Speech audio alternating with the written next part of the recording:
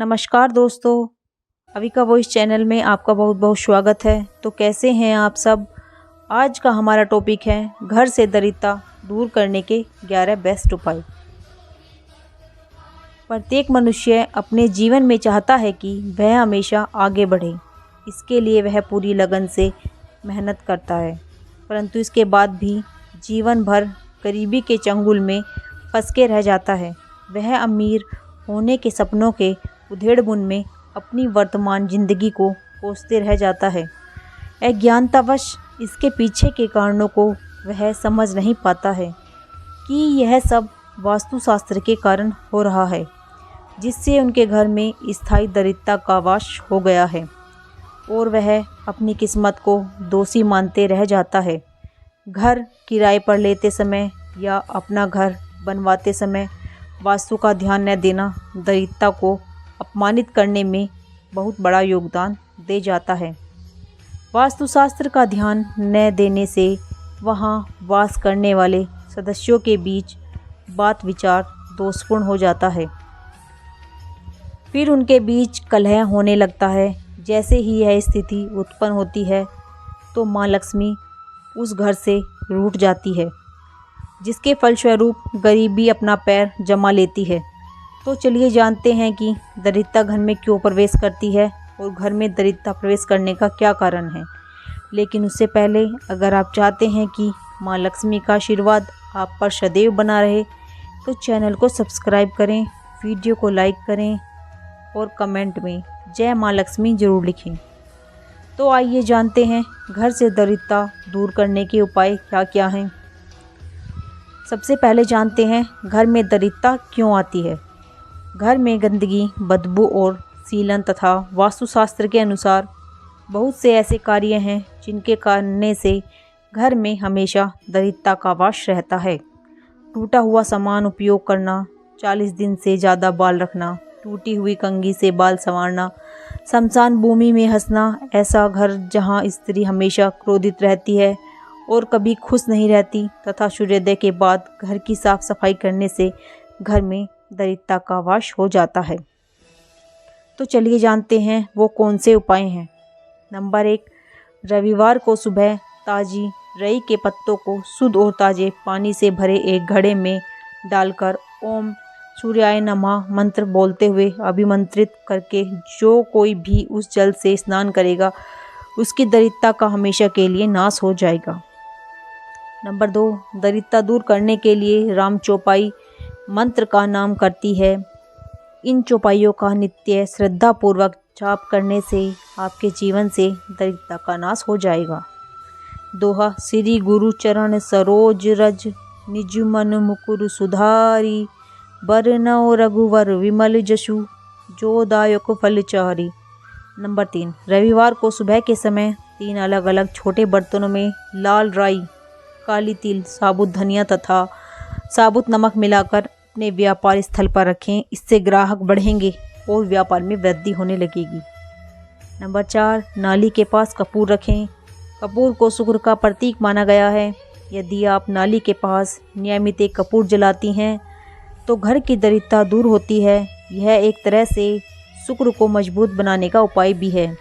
यदि शुक्र मजबूत रहेगा तो आपकी सारी दिक्कतें दूर हो जाएंगी और आपके घर में खुशियाँ आ जाएंगी। नंबर 5, तुलसी को चढ़ाए यह पवित्र जल। अगर आप लंबे समय से आर्थिक तंगी से जूझ रहे हैं तो आपको गुरुवार के दिन तुलसी के पौधे को पानी में कच्चा दूध मिलाकर चढ़ाना चाहिए। ऐसा करने से आपको तुरंत ही आर्थिक तंगी से छुटकारा मिल जाएगा।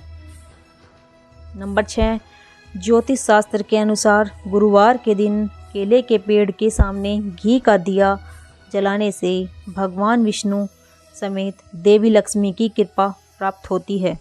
साथ ही घर से दरिद्रता का अंत होता है।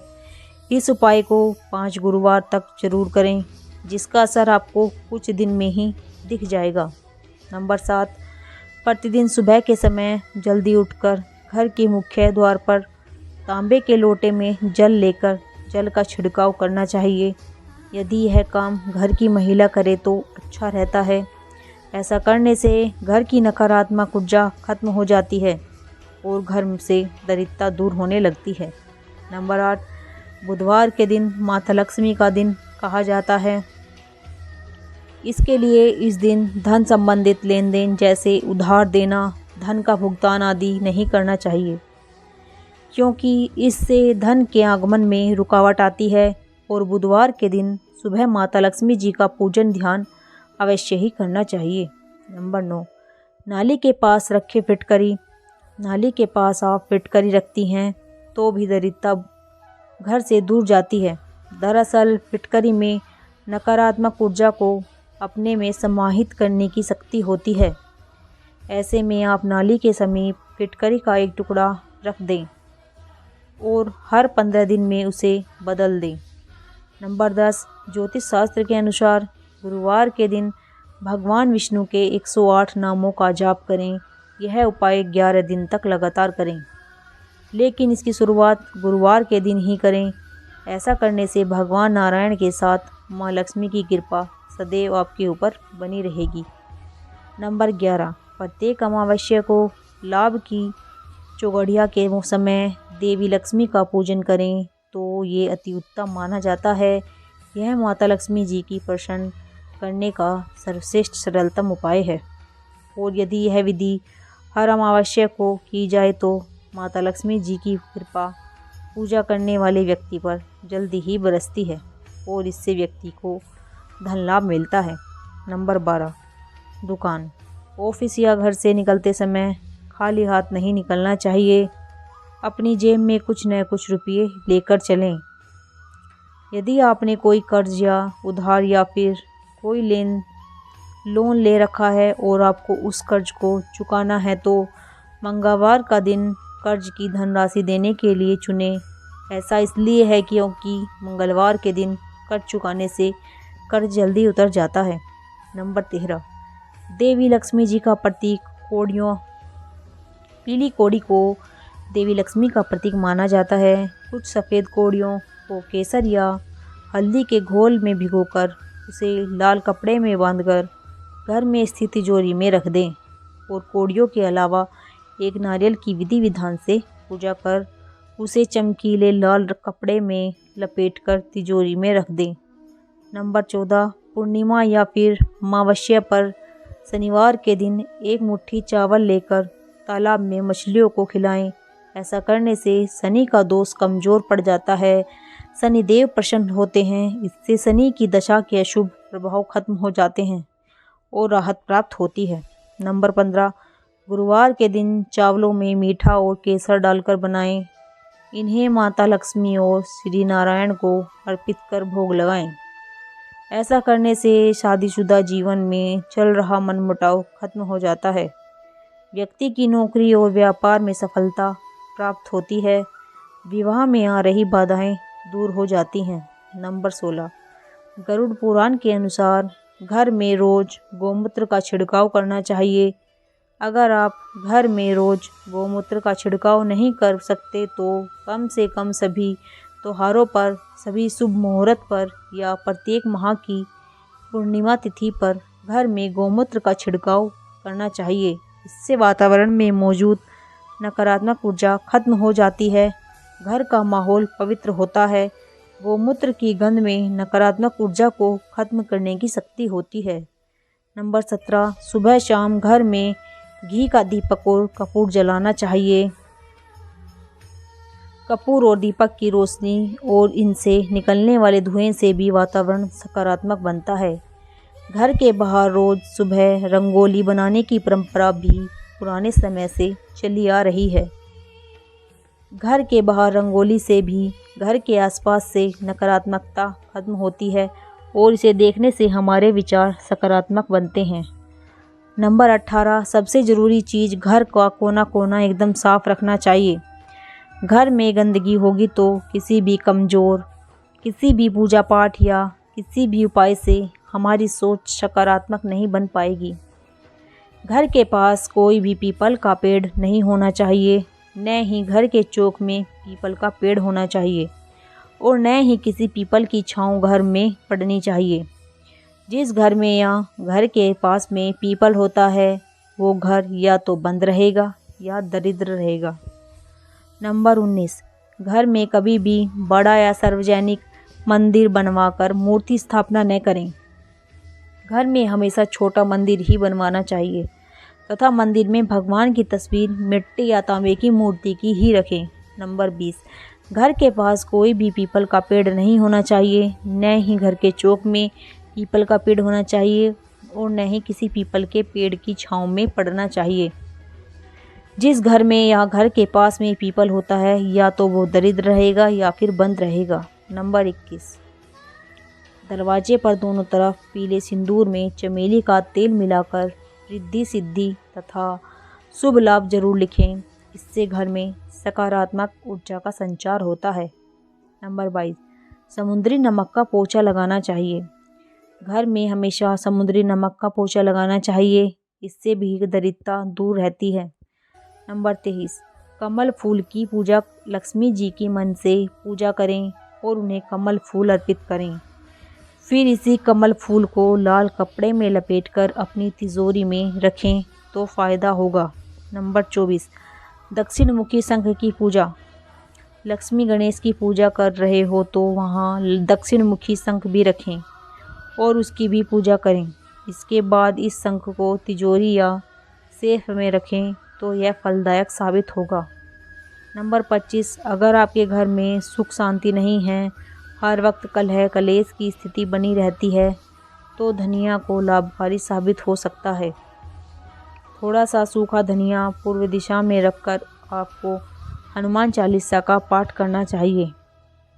इससे न केवल कलेश दूर होगा बल्कि परिवार के सदस्यों के बीच प्यार भी बढ़ेगा। ये उपाय करने से परिवार के सदस्यों का आपसी तालमेल अच्छा रहता है। नंबर 26, जिसके घर के सदस्य देर रात तक सोता नहीं हैं, वो सुबह देर से उठते हैं, उनके घर में कभी भी माँ लक्ष्मी का वास नहीं होता है। इसीलिए घर में सुबह सुबह उठकर किसी भी देवी देवताओं की पूजा अर्चना करनी चाहिए। इससे घर की दरिद्रता दूर हो जाती है। नंबर 27, जिनके घर में दरिद्रता है वो हर रोज़ सुबह सुबह उठकर पानी में गोबर घोलकर घर के चारों ओर छिड़काव करें। इसके बाद सुबह स्नान करके तुलसी पौधे की पूजा अर्चना करें।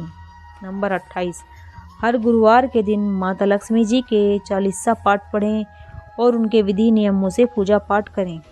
पूजा पाठ करते समय अपने घर में शांति बनाए रखें। नंबर 29, माता लक्ष्मी नारायण की पूजा करने से किसी व्यक्ति के घर में कभी भी दरिद्रता नहीं रहेगी। उनके घर में धन कहाँ से आएंगे उसे भी पता नहीं होगा। इसीलिए हमेशा घर में शांति बनाए रखना और उसी के नियमों से पूजा पाठ करना चाहिए। आपके सारे दरिद्रता समाप्त हो जाएगी, घर में खुशियाँ ही खुशियाँ आएंगी। नंबर 30, धन से जुड़ी परेशानियों से घिरे हुए हैं तो अपने घर के मुख्य द्वार पर एक पर्दा लगाकर उसके नीचे 11 घुंघरू बांध दें। ऐसा करने से घर की नकारात्मकता दूर होगी और घर में बनी दरिद्रता भी खत्म हो जाएगी। साथ ही प्रशंसा का वातावरण घर में बना रहेगा।